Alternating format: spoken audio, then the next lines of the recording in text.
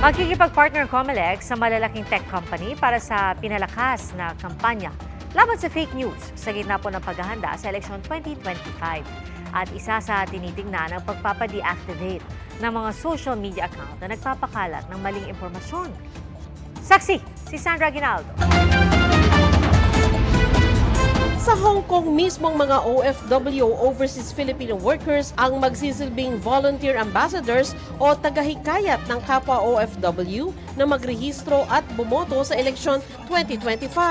Magagawa raw ito sa tulong ng responsableng paggamit ng social media ayon sa DFA o Department of Foreign Affairs. Nagpapatuloy ang registration ng mga botante sa Hong Kong at nasa 9,430 na ang nakapagrehistrong OFW. Sa Malay-Balay, Bukidnon, daang-daang estudyante ang dumalo sa Voters Education and Registration Program ng COMELEC. Marami sa kanila boboto sa unang pagkakataon sa eleksyon 2025. Isa sa tinalakay ng COMELEC sa kabataan ang paglaganap ng maling impormasyon kaugnay sa halalan.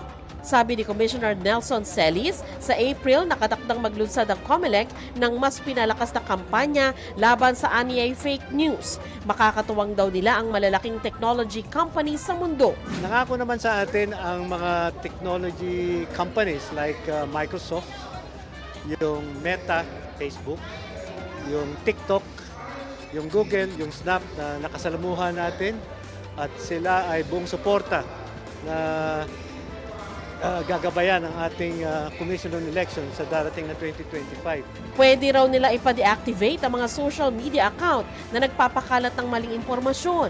Gagawa raw sila ng guidelines tungkol dito. Makikipag-partner din daw sila sa mga alagad ng batas para matunton ang mga nagpapakalat ng fake news. Pati ho yung NBI, kasama rin ho natin ang PNP. So, magkakaroon ho tayo ng mga mawasigning yan tungkol sa Task Force contra Fake News. Makikipagtulungan din daw ang COMELEC sa mga mapagkakatiwalaang social media influencers.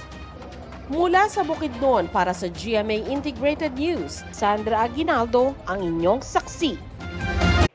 Mga kapuso, sama-sama tayong maging saksi. Mag-subscribe sa GMA Integrated News sa YouTube at para sa mga kapuso abroad, samahan niyo kami sa GMA Pinoy TV at sa www.gmanews.tv.